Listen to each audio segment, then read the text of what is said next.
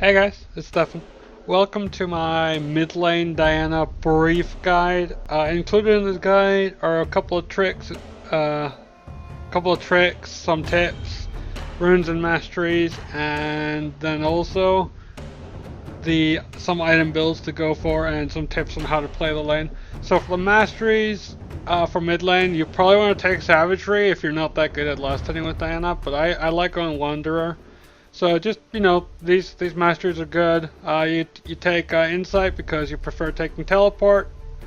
I'll make a video about teleport versus ignite at some point, but that's saved for a later video. So for runes, you want to go magic penetration reds, magic resist blues, health per level yellows, and AP quench, but you can also take raw AP in your blues as well. So yeah, I'm gonna get into game, get you a few tips, and then after the tips and tricks, we're gonna go through some of the guides. All right, stay tuned. So once you get into game, guys, you're gonna want to take your yellow warding totem, Doran's ring, and double health pots, and we'll go through those.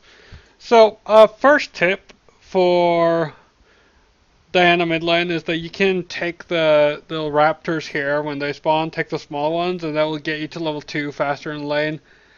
This is okay. This is generally good. So I'll get back to when they spawn, and we'll go through the lane from there. So once the minions start spawning, you can start taking the two cannons here. You want to position yourself here, and you'll hit every single one of them with your W.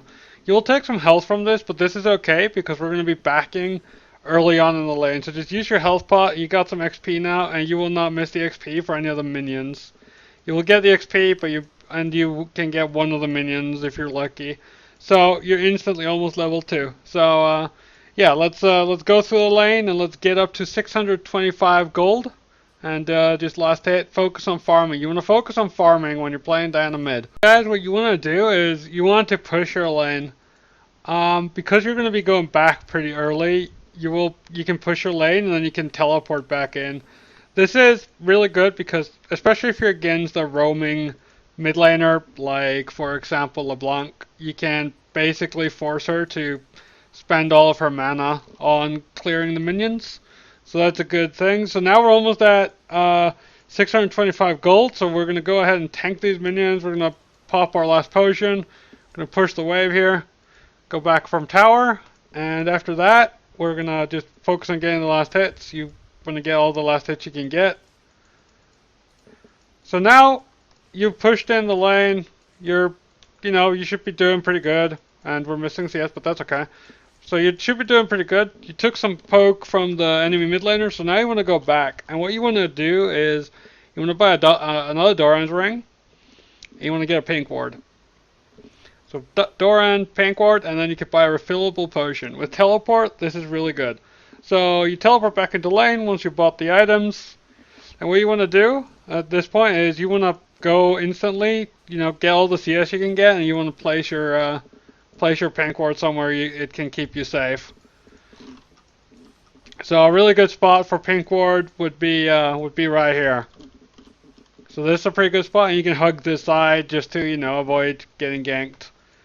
And so what you want to do then after that, you want to go for builds. So let's talk about builds for a second here.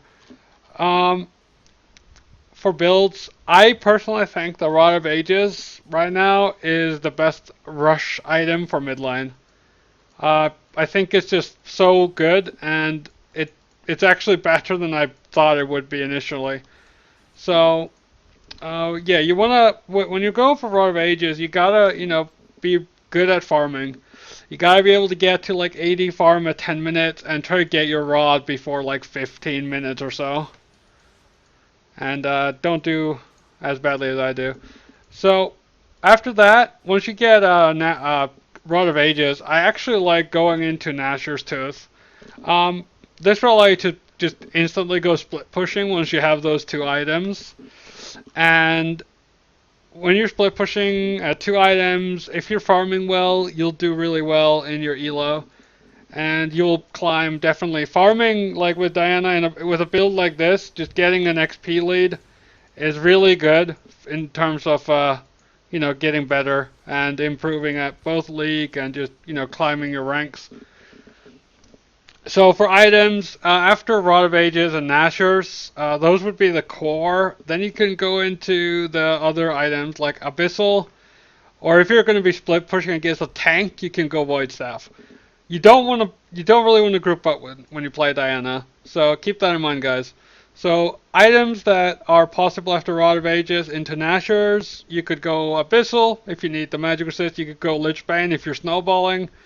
You could go Void Staff if you're against a tank. You could go Sonya's if you have to split push against like a Zed or a, Yasuo, something of the sort, or Irelia, but that doesn't matter, you won't win. But if you don't want to get those items, you can also go for a Rylai's Crystal Scepter. This will give you pretty decent tankiness.